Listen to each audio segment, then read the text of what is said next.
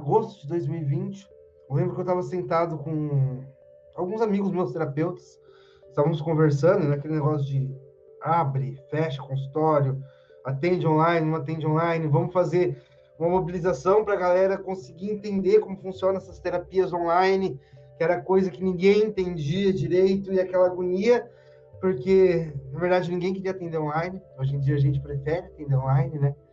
Então, a gente estava sentado, reunido, e eu lembro que uma pessoa levantou e falou: gente, essa pandemia vai causar uma pandemia muito pior. Uma pandemia de ansiedade, de problemas relacionados a esse isolamento que estamos vivendo. E dito e feito, né? Hoje a gente está conseguindo sair de uma pandemia que afetou muita gente, que tem vacina para isso, porém a vacina para a mente a gente ainda não achou.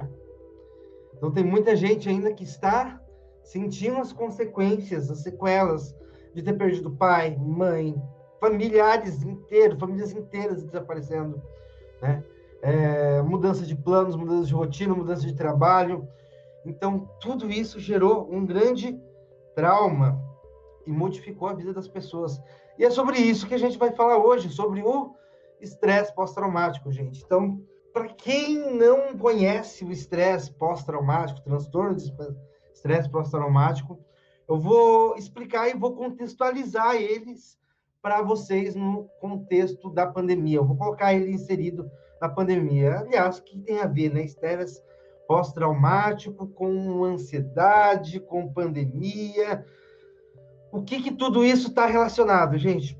E aí eu digo para vocês, está tudo relacionado. Está tudo relacionado, né? Imagina que o estresse pós-traumático, o TEPT, como dizem, o TPT,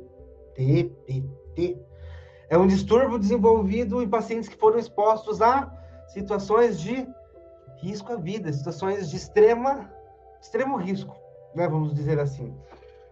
São pessoas que passaram por acidentes muito graves ou por algum tipo de forma de abuso sexual, por guerras, enfim, são eventos passados hipertraumatizantes que marcaram a vida dessas pessoas de uma maneira, de uma forma ou de outra, que levaram muitas vezes a uma mudança abrupta, uma ruptura na maneira de como eles estavam vivendo, e eles tiveram que se adaptar a tudo isso e passaram por problemas tanto psicológicos relacionados a todos esses eventos, como também físicos muitas vezes.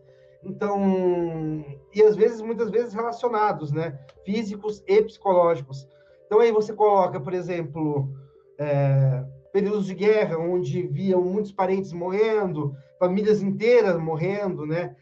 Como está acontecendo recentemente. Então, querendo ou não, a gente está numa guerra, né? Uma guerra invisível contra algo que a gente não tem controle. Então, é algo totalmente desesperador e totalmente agonizante. E então é muito parecido esse cenário de guerra, cenário de pandemia, cenário de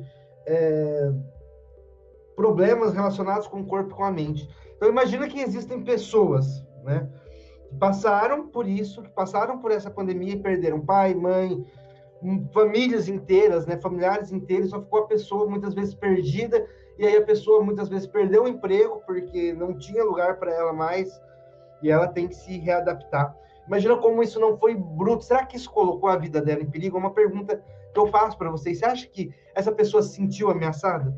Com certeza. Além da própria de se sentir ameaçada, a própria vida, ou seja, com risco de contrair, também vir a sofrer, a falecer, fora a mudança psicológica de contexto, de muitas vezes se deparar, estar sozinha ali e conseguir superar todas essas questões, fora o medo. Então, isso tudo gera um estresse, né? Um estresse, um trauma muito grande. Então, um estresse pós-traumático, após perder todas essas pessoas, até após ter essa mudança, após ter passado por esse período, a pessoa desencadeou esse estresse pós-traumático. E olha que interessante, gente, o estresse pós-traumático, o que as pessoas sentem quando tem estresse pós-traumático, né? O que acontece com as pessoas? As pessoas têm uma intensa crise de ansiedade, ansiedade tensa, reações exageradas a estímulo, ou seja, coisas que parecem simples para nós, para essas pessoas, por terem passado por tudo isso, se tornam coisas extremamente impactantes. Eu dou um exemplo até em uma das palestras que eu dei algum tempo atrás para um grupo um encontro de blogueiras do lar, pessoas que divulgavam produtos e tudo mais, e estava tendo uma palestra, fui dar uma palestra, fui convidado para dar uma palestra para elas a respeito de traumas, né, de gatilhos, de âncoras, e aí surgiu essa questão, e eu disse para elas exatamente isso, que para muita gente, algumas situações acabam sendo normais, tranquilas, coisas que para a gente é simples. Por exemplo, peguei um copo, né, o copo caiu, o copo quebrou. Para uma pessoa tranquila, que não passou pelo estresse pós-traumático, o copo quebrou, está quebrado, está tudo bem. Agora, para uma pessoa que tenha passado por algo que gere um gatilho, que é um gatilho, algo que dispare as sensações, às vezes esse copo caindo e quebrando vai trazer a experiência, muitas vezes, dele ter recebido uma notícia ruim, às vezes no hospital, e o copo caiu da mão e aquilo ficou como um gatilho, ou algum outro tipo de situação envolvendo um copo, ou até mesmo um ato simples de abrir um saquinho de sal, gente, né? Um saquinho de sal, às vezes a pessoa tem uma lembrança, então desencadeia, traz lembranças que para muitas pessoas já parecia ser tranquila, né? Parecia ser normal, para as pessoas que passaram pelo estresse pós-traumático, passaram por essa situação, muitas vezes fica difícil para elas controlarem. E é importante a gente dar ênfase nisso, entender isso, porque muita gente fala, mas olha aquela pessoa ali, é fresca, tem que esperar aquilo. Como que ela vai esperar? Sendo que muitas vezes ela teve a vida dela ameaçada, riscos, ficou com medo, sentiu, sabe, toda aquela sensação, desencadeou todo aquele trauma, todo aquele medo. E pessoas com estresse pós-traumático ouvem muito isso. Não, isso é frescura, não, isso vai passar, não, ela tem que se controlar, é só uma histérica, é só uma pessoa descontrolada, desequilibrada. Gente, não é. É preciso a gente entender o que essa pessoa passou, como o mecanismo dela surgiu. E nada mais é do que o TEP, que o estresse pós-traumático, um mecanismo de defesa. Exato, um mecanismo de defesa para proteger. À primeira vista, gente, se a gente olhar exatamente todo esse contexto, o transtorno não inclui na pandemia, né? Mas, como ele é focado em experiências passadas, as pessoas que estão passando por isso podem desenvolver um estresse pós-traumático. Porque está tão recente a pandemia que não chega nem a ser tão pós-traumático, né? Mas um evento traumático mesmo. Mas daqui a algum tempo essas pessoas vão ter crise. Imagina quando tiver uma outra pandemia. Às vezes não uma pandemia, às vezes uma epidemia. Qual a diferença de uma epidemia para uma pandemia? Epidemia é em um local fechado, às vezes é na cidade, na população. É ali, é controlado. Pandemia no mundo. Então imagina uma epidemia, algo controlado. Como essa pessoa não vai reagir no futuro? Será que ela não vai ter uma crise de pânico? Será que ela não vai, muitas vezes, desenvolver o toque, que é aquela mania de ficar, muitas vezes, repetindo padrões, processos? E é interessante a gente falar isso, gente, porque vem aumentando os casos de TEP nessa pandemia. Olha, em um estudo realizado pela Universidade Federal de Santa Maria, que envolveu 6.100 brasileiros, de abril de 2020 a fevereiro de 2021, em parceria com outras instituições, avaliou sintomas emocionais e comportamentais após a chegada, né, do Covid-19. O percentual de pessoas com sintomas compatíveis a transtorno de estresse pós-traumático aumentou para 26,3% entre os brasileiros. Isso é alarmante, né, gente? 26,3% somente entre os brasileiros. Então, será que a pandemia não tem nada a ver? Será que a pandemia não está gerando esses sintomas? Será que a gente não está aí, né, prontos aí na cara de uma outra pandemia, uma pandemia de problemas psicológicos gerados por essa epidemia? Kátia, seja bem-vinda. Um outro estudo já realizado pela uma universidade dos Estados Unidos, a Universidade de Flinders, foi publicado em uma revista que mostra que as angústias causadas pelo contexto em que vivemos podem levar sintomas de estresse pós-traumáticos. As pesquisas foram entrevistadas 1.400 participantes em 5 países e 13,2% deles apresentavam sintomas relacionados ao estresse pós-traumático em nível suficiente para qualificar um diagnóstico clínico. Lembra que não basta só os sintomas, a gente tem que ter uma característica de vários sintomas que levem a esse aparecimento. Então, eles até colocaram aqui nesse estudo, né? Nós estávamos interessados em capturar uma fotografia da resposta psicológica que as pessoas tinham ao vírus. Então, para você ver como que a mente da pessoa, né, vai se defender de uma maneira, a nível psicológico, a nível mental, e o corpo, o sistema imunológico, vai depender da sua maneira. E uma das maneiras de defender é o quê?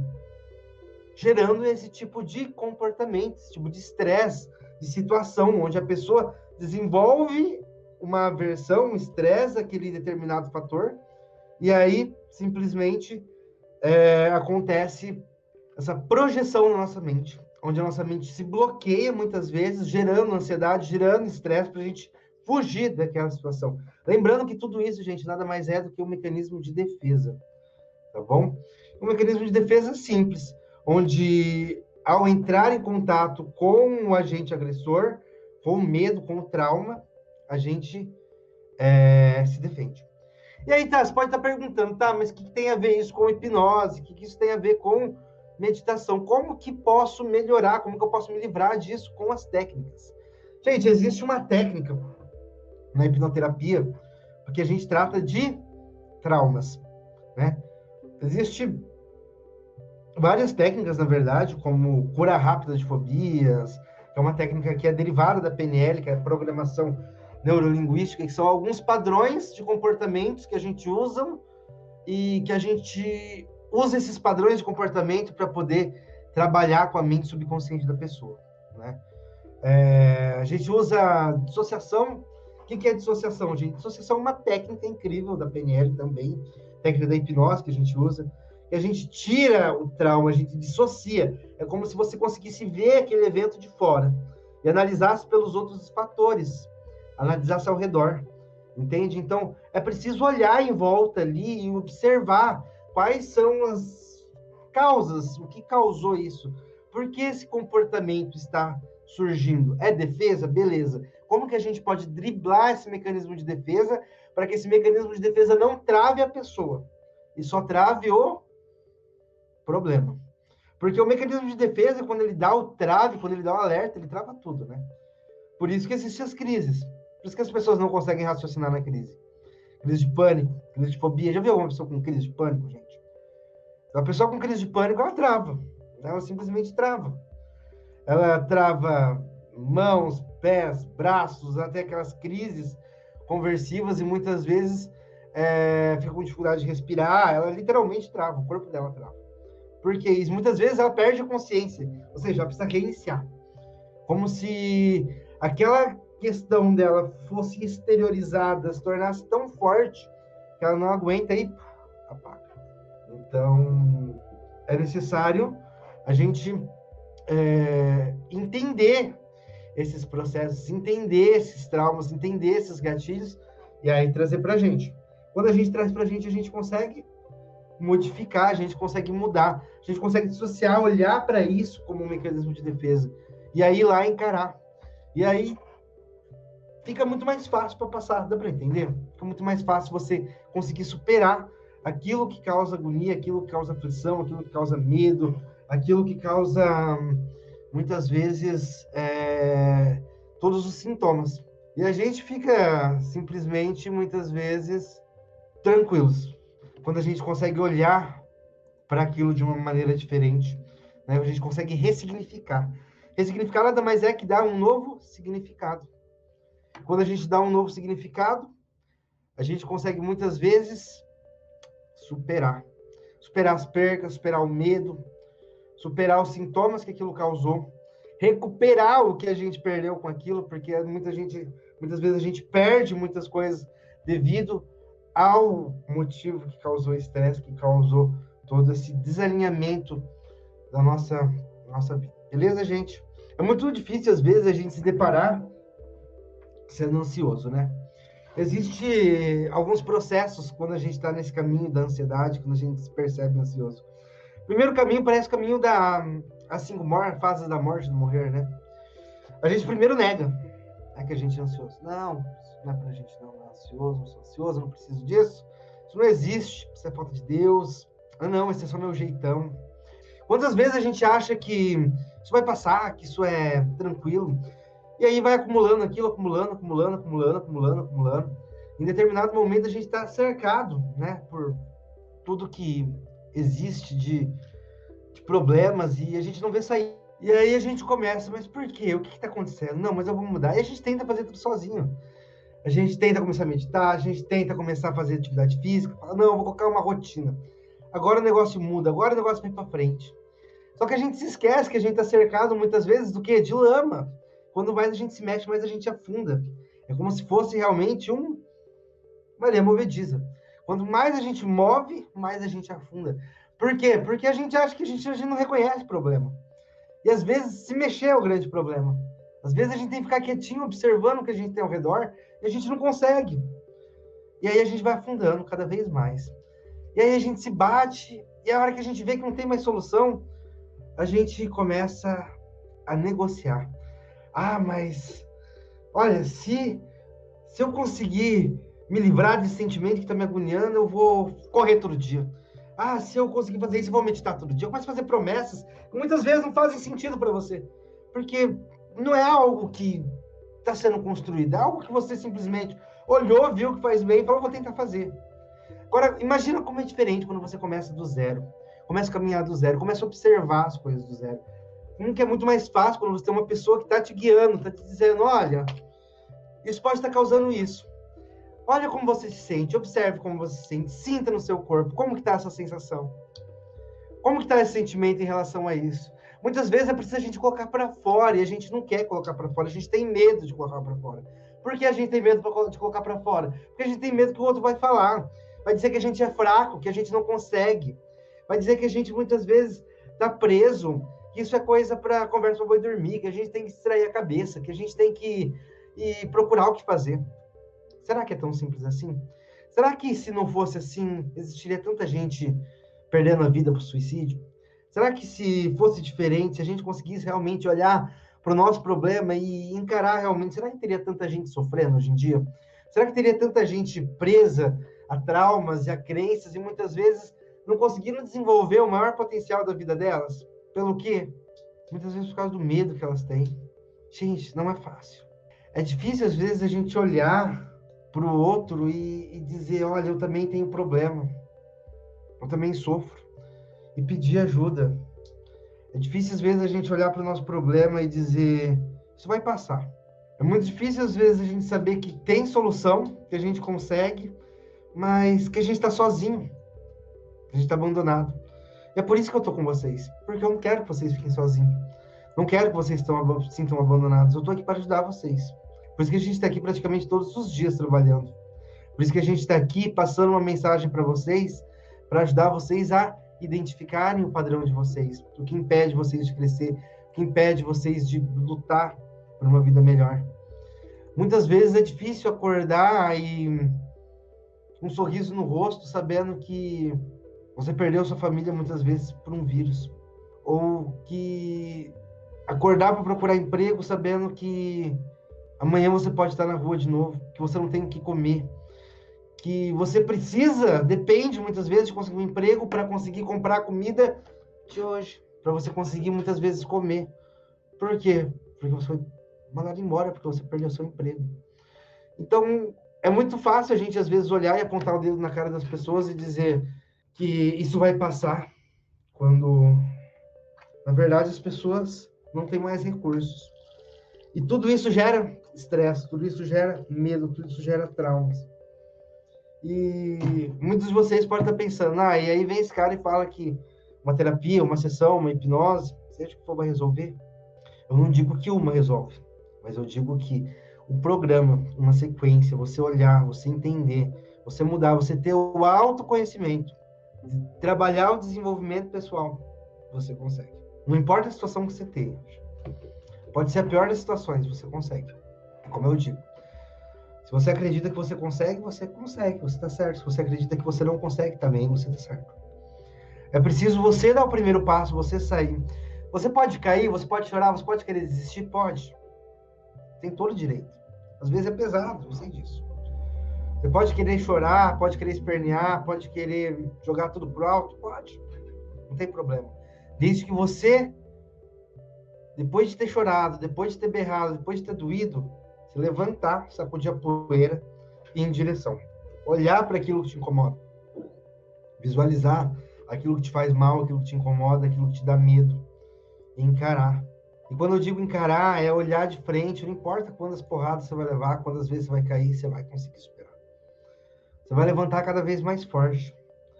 Porque a nossa mente, assim, ela vai se adaptando. Nós somos seres adaptáveis. Se tem um problema, pela natureza, pela sua própria natureza, você vai se adaptar. E você vai alcançar. Você vai conseguir se equilibrar novamente. A vitória está dentro de vocês. Só vocês conseguem se livrar do estresse, da ansiedade, do medo, da depressão. Para isso, eu gostaria de fazer uma prática com vocês. Gostaria que vocês fechassem os olhos agora. É um exercício de visualização, na verdade, tá bom, gente? Não é nenhuma prática. É um exercício de visualização. Quero que vocês fechem os olhos agora, respirem fundo e imaginem que vocês entram numa máquina do tempo em direção ao futuro. Imagina que vocês programam um futuro para daqui 10 anos. E vocês vão começar uma passagem, uma viagem para esse futuro. E vai passando, passando, passando. E de repente você se vê em 2031. 10 anos passaram. E você olha para trás. Me diz, como foi percorrer esses 10 anos para você? Qual que é a sensação de estar aí em 2031? Estar no futuro. Como você se sente aí no futuro? Existem alguns problemas de 2021, de 10 anos atrás, aí com você presente ainda hoje? Você conseguiu